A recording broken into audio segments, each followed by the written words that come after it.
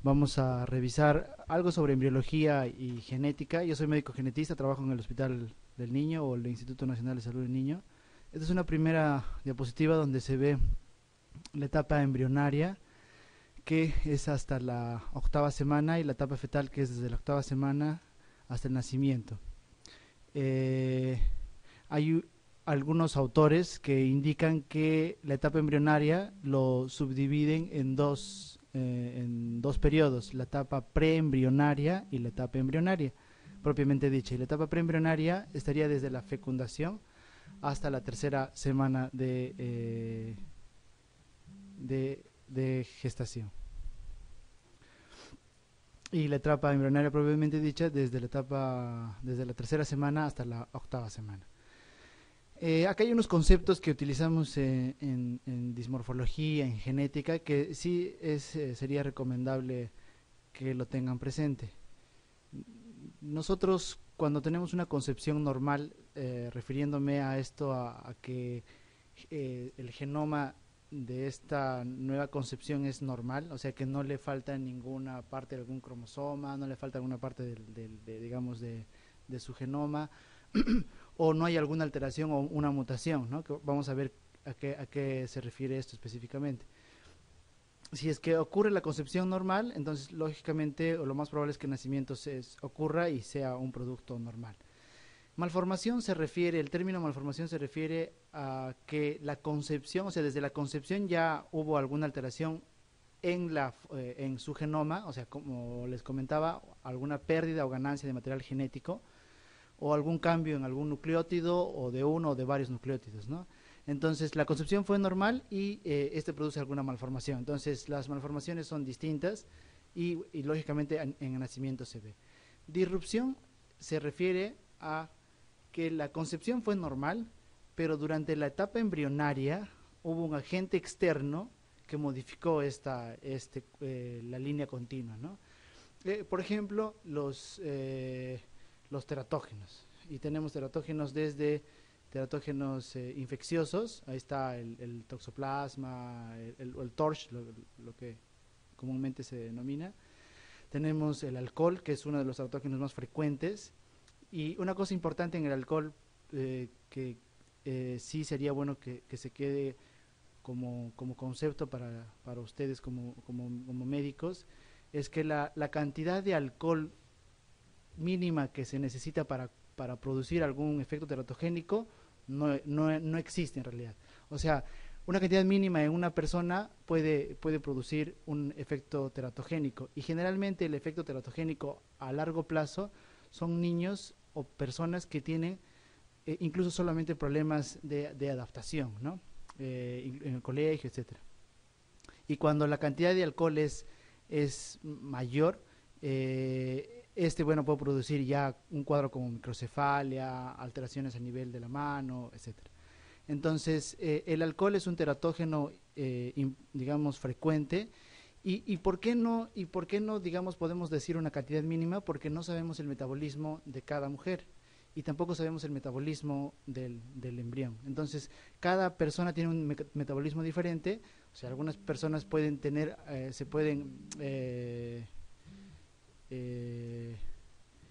pueden, vamos a decir, marearse más rápido, y otras no. Entonces, este metabolismo diferente hace que una persona pueda, digamos, procesar adecuadamente el alcohol y de repente no tener algún problema en el feto. Sin embargo, el feto o el embrión, si tiene un metabolismo, digamos, susceptible, puede hacer alguna alteración posteriormente, ¿no? Otro teratógeno que puede provocar una disrupción es el misoprostol. El misoprostol, que se utiliza como abortivo, eh, a veces no produce el efecto deseado, y, y lo que puede provocar es el síndrome de Moebius o síndrome Moebius, que son pacientes que tienen parálisis facial bilateral al nacer, y y bueno, además puede acompañarse de una discapacidad intelectual. El otro término es el de deformación. En este caso, la concepción fue igual normal, pero el agente externo se produjo después de la 8ª semana, o sea, ya en la etapa fetal. Y estos son los casos, por ejemplo, en los que uno puede ver alguna deformación craneofacial, ¿sí? A veces el recién nacido nace con una deformación a nivel de la carita, digamos una asimetría o una asimetría a nivel del cráneo, y esto puede ser por la posición del mismo embrión o por de repente la presencia de miomas quizás en el útero, que pueden provocar una deformación. Entonces, generalmente son alteraciones externas las que se puede ver en las deformaciones y que pueden producir digamos, se ve al nacimiento, ¿no? Que se llama deformación. Entonces, estas son, digamos, las diferencias entre estos términos, que sí es importante que lo tengan ustedes presente. Entonces, la pregunta número 1, quizás en la anterior diapositiva nos hemos explayado un poco sobre estos periodos, pero las preguntas en embriología, las que están en el banco, no son, digamos, tan complicadas. Entonces, la primera pregunta es: el periodo fetal se desarrolla desde la 9ª semana hasta el nacimiento, ¿no es cierto? Es muy sencilla la pregunta. ¿Qué más, digamos, suelen preguntar en los exámenes? Es cómo está el periodo de la misma fecundación. Entonces tenemos acá el espermatozoide, la cabeza del espermatozoide, esto es el cuello del espermatozoide y la cola del espermatozoide. Entonces tenemos varias estructuras donde se ve la membrana plasmática, la membrana externa de la cromosoma, que es este es el acrosoma, este es el acrosoma. Esta es la membrana, lo que está en amarillo es el mismo acrosoma. Hay una membrana interna del acrosoma, el núcleo celular, los centriolos proximales, que son estos, donde se van a anclar los usos, las fibras densas longitudinales, las mitocondrias que se ven en la cola, que es muy, muy importante para el movimiento del espermatozoide,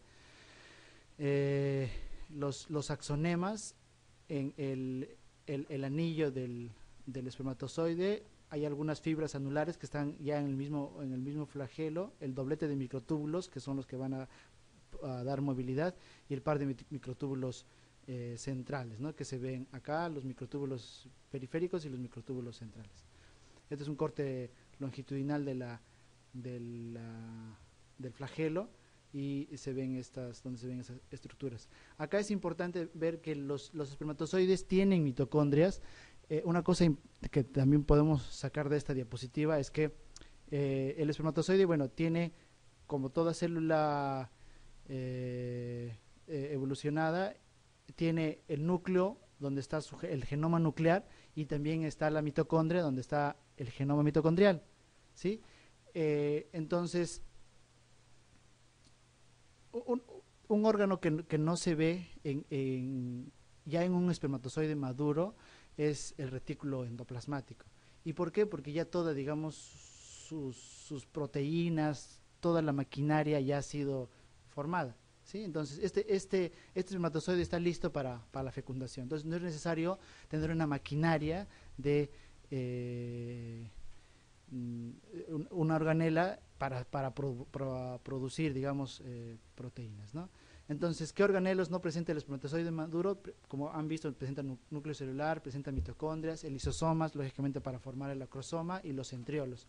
Y el que no presenta, por descarte, si es que no nos acordamos lo que les estaba comentando, es el retículo endoplasmático rugoso. Como les comentaba, yo quería, acá mejor les explico. En esta figura vamos a ver, digamos, los diferentes momentos en el que existe la fecundación.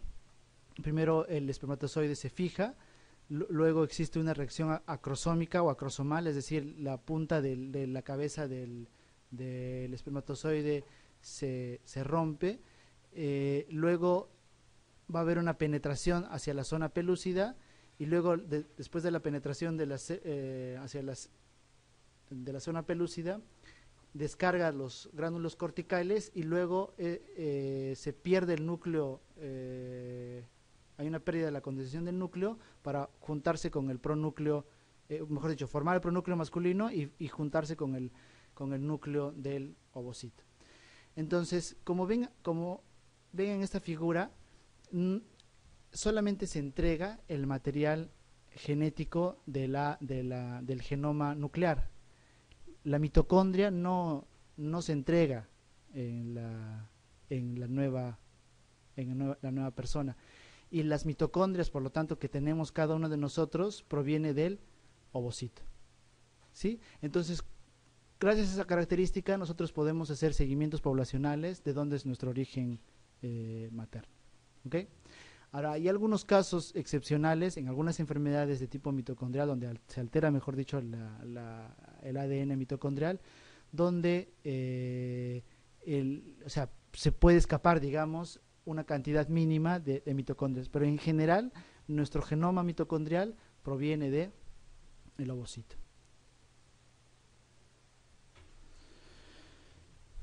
Bueno, este es el recorrido, en verde está el recorrido de los espermatozoides hasta encontrarse con el ovocito. Se produce la fecundación y luego este va a migrar hacia la cavidad uterina para la misma implantación. Durante el proceso, digamos, de camino hacia la implantación, existe, se va a formar lo que es la mórula. Una cosa importante también que quizás sería bueno que se tenga presente es que esta estructura que es la zona pelúcida, esta zona pelúcida está formada por varias glicoproteínas. Estas glicoproteínas están denominadas de CP1, CP2, CP3, CP4. Estas glicoproteínas, como ustedes están viendo en la figura, es importante para que el acrosoma, digamos, reconozca y se pueda, digamos, existe esa reacción acrosomal y el espermatozoide puede entrar. Entonces, se ha visto de que estas modificaciones en estas glicoproteínas, o sea, que no se forme adecuadamente una glicoproteína, cualquiera de estas, podría ser causa de infertilidad. Entonces, la infertilidad es un término, digamos, muy amplio, pero que podría en algunos casos estar causado por alteraciones o polimorfismos en estas glicoproteínas. Acá nuevamente, solamente para especificar, digamos, tenemos la fase 1, la fase 2 donde está el acrosoma disolviéndose, penetra el espermatozoide, y este pronúcleo se forma en núcleo y luego se va a juntar con el genoma materno. Durante la fecundación, la reacción cortical consiste en la modificación de las proteínas de la superficie del espermatozoide, la acción de enzimas del acrosoma, la acción de enzimas fabricadas por las células foliculares, las células foliculares esas se forman mucho antes, la acción de enzimas producidas por el ovocito y la acción de enzimas telomerasas. La respuesta es la acción de enzimas producidas por el ovocito. Eso se llama reacción cortical. Es decir, el ovocito va a modificarse para que pueda haber o para que pueda existir la penetración del espermatozoide y descargar, digamos, su genoma.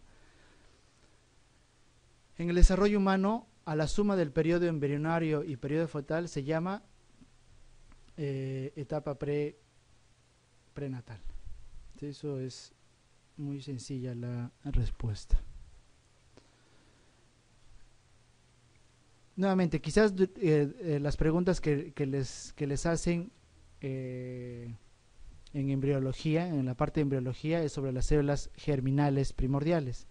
Entonces tenemos los gametos, que es el ovocito y el espermatozoide, y estos gametos son derivados de estas células germinales primordiales, los cuales se van a formar en el epiblasto durante la segunda semana de gestación, y que va a haber una migración hacia la pared del saco vitelino, y a la cuarta semana del saco vitelino van a formar lo que son las gónadas. Entonces, estas son las células germinales primordiales en el varón y en la mujer, y como ven en la figura, el genoma o la cantidad de ADN es como en la mayoría de las células del humano, ¿no? O sea, una cantidad determinada, y expresado en cromosomas sería de 46 cromosomas, o si queremos poner términos un poco más específicos, es una célula diploide, ¿sí? Entonces, diploide porque tiene los dos juegos maternos y paternos de su progenitor. Entonces, para formar a las células, a los espermatozoides y al ovocito, lo que de una célula diploide va a formar, en el caso de los espermatozoides, 4 células, 4 espermatozoides, pero que estas son de tipo haploide, ¿ok? Y igual sucede en las mujeres, de una célula diploide va a formar, en teoría son 4 células haploides, pero solamente una de ellas se observa, ¿no? Como como se ve en la figura, el ovocito, porque se va a perder o sea, se van a formar 2 células más pequeñas, pero que no van a tener un funcionamiento, o no van a cumplir su rol. De esta diapositiva, una cosa importante que se puede rescatar es este mecanismo, que es la recombinación, ¿sí?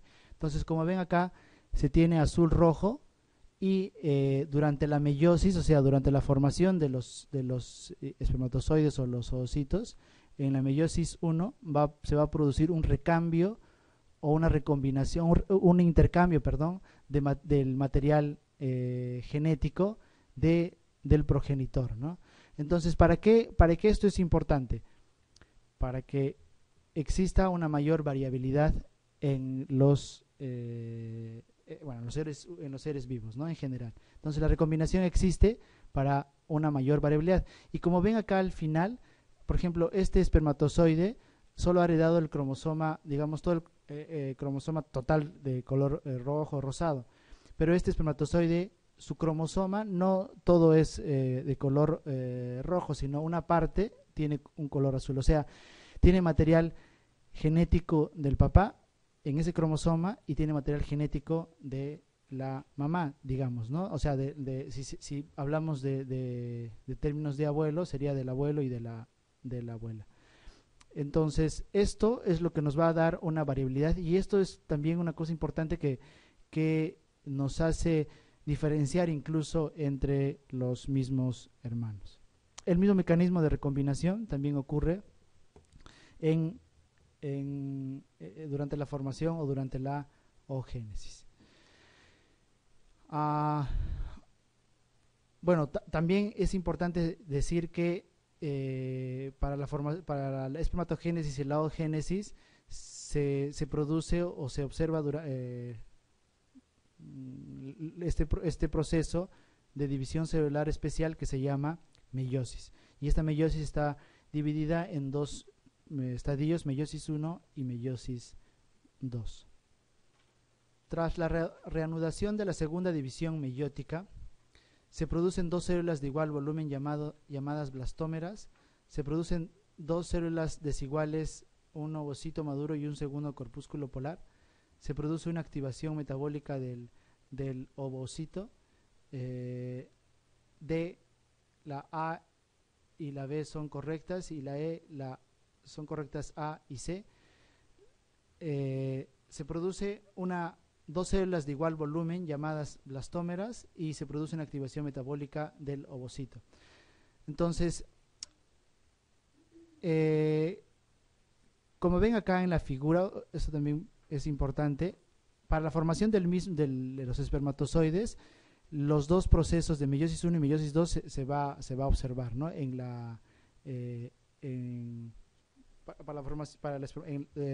Durante la espermatogénesis. Y en la oogénesis solamente va a llegar hasta meiosis 2 y una parte nada más, ¿no? Y se va a quedar estacionada hasta que recién exista la fecundación. O sea, recién se inicia la fecundación, este ovocito va a terminar de madurar y va a formar recién la meiosis, o sea, va a terminar, mejor dicho, este proceso de meiosis 2, contrario, o mejor dicho, diferente a la espermatogénesis. Y eso es lo que se refiere a esta activación metabólica del ovocito. La morfogénesis o embriogénesis es producido a través de procesos celulares diferentes. Esto es a través de una división celular, lógicamente, o sea, de una célula a célula se van a formar los trillones de células que estamos compuestos cada uno de nosotros. Va a haber cambios en la forma celular, o sea, una célula se va a formar el ectodermo, va a formar el endodermo, etcétera. Como hemos visto en 2 diapositivas anteriores, las células, por ejemplo, primordiales gonadales van a migrar, o sea, va a haber un movimiento celular, o sea, las células migran. Lógicamente va a existir un crecimiento de las células, la apoptosis o la muerte celular programada para que exista una morfogénesis adecuada. Como ejemplo de esta apoptosis es la separación de los dedos. Nosotros cuando estamos en la etapa embrionaria tenemos juntos los dedos y mediante el proceso de apoptosis se van a separar para formar cada dedo, ¿no? Y cambios en la composición de la membrana celular y la matriz extracelular son importantes para este proceso de morfogénesis.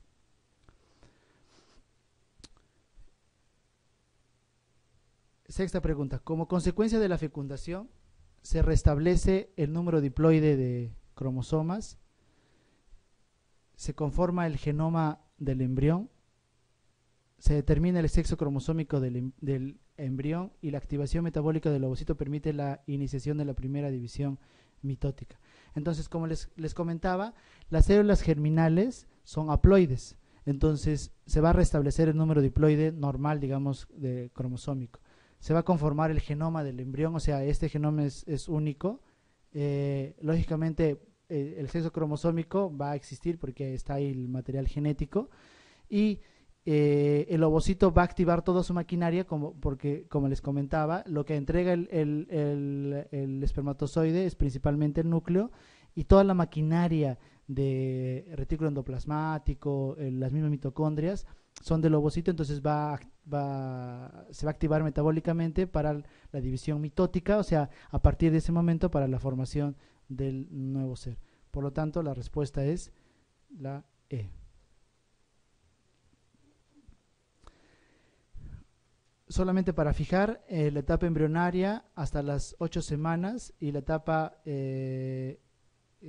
fetal a partir de las 8 semanas para arriba.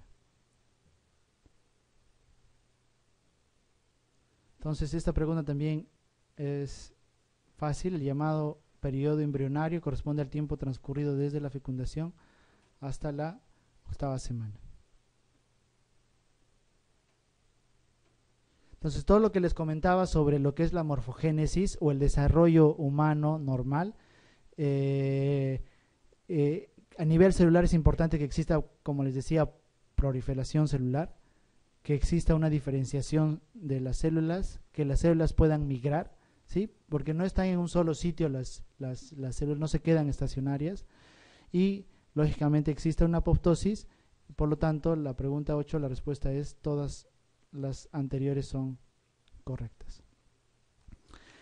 Acá les comentaba sobre mejor dicho, en esta tabla les menciono la etapa preembrionaria. Como les digo, algunos autores la etapa embrionaria lo dividen en 2 momentos. La etapa preembrionaria, que es hasta la 3ª semana, y la etapa embrionaria propiamente dicha desde la 4ª semana hasta las 8 semanas. Entonces acá se ven algunos estadios de organogénesis, la formación del cerebro y columna vertebral, las primeras señales de corazón y extremidades, el desarrollo de cerebro, etcétera, etcétera, y en qué semana aproximadamente ocurren. Ahora, lógicamente, esto de las semanas de gestación solamente son para de manera didáctica, ¿no? No necesariamente en todas las personas ha ocurrido en ese momento. O sea, esto puede o adelantarse o, digamos, prolongarse, ¿no? El momento, digamos, de la formación de ojos, corazón, etcétera, ¿no? O sea, no es que todas las personas a las 4 semanas ya teníamos formado estos órganos, sino solamente son por cuestión de enseñanza. Una pregunta que suelen colocar en los exámenes es esta, ¿no? Durante el desarrollo embrionario, los conductos de Wolf. O sea, hay muchas de las preguntas en embriología, haciendo un paréntesis, que necesariamente va a tener que ver algo de memoria, ¿no? No tanto, digamos, una correlación lógica para llegar a la respuesta. Como esta, ¿no? Que hay que necesariamente memorizar, donde dice qué produce los conductos de Wolf. Los conductos de Wolf van a producir epidídimo, conductos deferentes y vesículas seminales, ¿sí? Eso es, digamos, como memoria. Acá la 10ª pregunta: durante el periodo embrionario, el desarrollo humano se divide en 3 fases esenciales que se relacionan en cierto grado. ¿Cuál es la primera fase? Formación de tejidos y órganos, morfogénesis, diferenciación, replicación celular o maduración de los procesos biológicos. Como les comentaba, la primera fase es morfogénesis, o sea, tiene que haber una replicación celular, tiene que haber una diferenciación, tiene que haber una migración celular. Acá sí hay una lógica, digamos, durante la formación de las primeras 3 semanas de gestación, y que quizás les pueden preguntar o que a veces, mejor dicho, les preguntan, ¿no? Durante la primera semana de implantación, o mejor dicho, la primera semana de implantación es desde la ovulación hasta la implantación. La segunda semana, para acordarnos, segunda semana se va a formar el disco germinal bilaminar, que este va a ser el hipoblasto y el epiblasto. El que va a formar el embrión propiamente dicho es el epiblasto. Y la tercera semana de gestación, para acordarnos, tercera semana, disco trilaminar. O sea, se va a ver el ectodermo, el mesodermo y el endodermo. Para acordarnos, entonces, a la tercera semana, o mejor dicho, en la tercera semana se ve el disco trilaminar. Entonces, a partir de la tercera semana, recién este embrión es susceptible a teratógenos, ¿sí? Porque en las 2 primeras semanas de gestación, o incluso algunos dicen hasta la tercera semana, la susceptibilidad de teratógenos es muy baja. Y a partir de la tercera semana hacia la 8ª semana, durante ese periodo de morfogénesis, hay una susceptibilidad a los teratógenos. Entonces, si nosotros vemos esta diapositiva, esta gráfica, vemos, por ejemplo, varias partes del embrión, donde se ve la cavidad blastocística, se ve la masa celular interna o el embrioblasto, la masa celular externa o trofoblasto.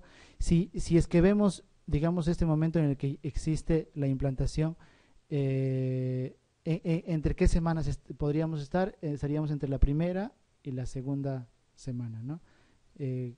Específicamente, digamos, solo mirando este gráfico, como no se ve el epiblasto ni el hipoblasto, o sea que son las 2 capas que van a formar el embrión, podríamos decir que es la primera semana de gestación. Esta diapositiva igual es para fijar el concepto de esto de primera, segunda y tercera semana de gestación.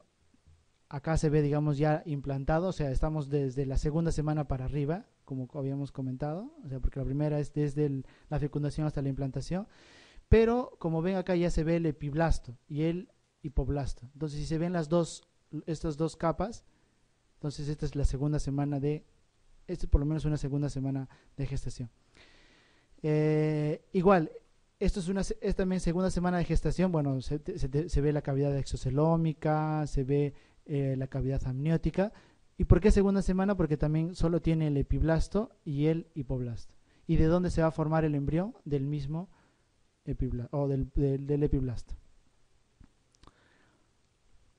Acá digamos, el embrión ha crecido, también sus estructuras externas para la formación de la placenta también ha crecido, y también se ve solamente estas dos capas, ¿no? Epiblasto e hipoblasto. Si vemos esta diapositiva, ¿en qué semana estaría? Estaría en la tercera semana de gestación, porque acá vemos, este es el epiblasto que se está migrando, digamos, o formando las otras capas, ¿no? El ectodermo, el mesodermo y el endodermo, y la formación del ectodermo, mesodermo y endodermo se llama gastrulación, ¿sí? Entonces la gastrulación es la formación de las tres capas, y miren cómo ya se empieza a ver una región caudal y una región cefálica. Entonces, eso no preguntan en los exámenes de admisión, sin embargo, sí es importante saber, ¿no? Cómo la célula reconoce o cómo sabe de qué es derecha, qué es izquierda, qué es arriba, qué es abajo, delante, posterior. Si se supone que al momento de la fecundación, las dos células se juntan, van a formar una sola célula. Esta se va a dividir en 2, en 4, en 8, hasta el estadio de mórula, 16, perdón, estadio de mórula. ¿Y cómo reconoce arriba, abajo, izquierda, derecha? ¿Alguna vez se han puesto a pensar en eso o no? ¿O no es importante? O sea, ¿cómo reconoce que esto va a ser cabeza, esto va a ser ectodermo, esto va a ser mesodermo? ¿En qué momento, digamos, la célula dice ya, a partir de acá vamos a formar la membrana cloacal, acá va a ser la membrana bucofaringea, digamos, poniéndolo el embrión?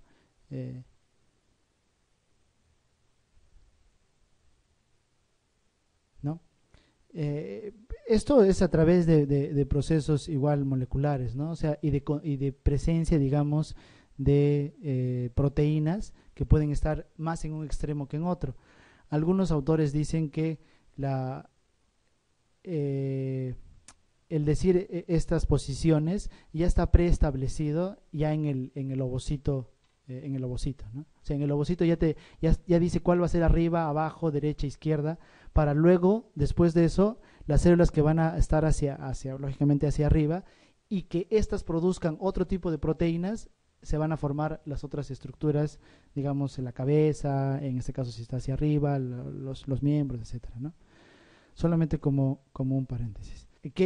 Bueno, para terminar esto, que lógicamente ahora la embriología se estudia de esa manera, ¿no? O sea, ya no tanto a ver estos puntos que son importantes saber, digamos, de dónde se produce tal órgano o cual, pero también es importante qué moléculas influyen para la formación, por ejemplo, del encéfalo, ¿no? ¿Qué moléculas son importantes para la formación dental?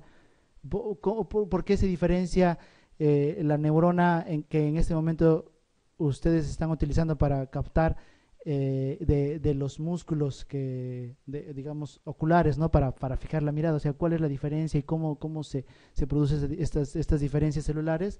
Lógicamente a través de mecanismos moleculares principalmente, y específicos en cada región. Pero bueno, acá lo que nos suelen preguntar son de estas preguntas, ¿no? que van en relación a esta diapositiva, que el ectodermo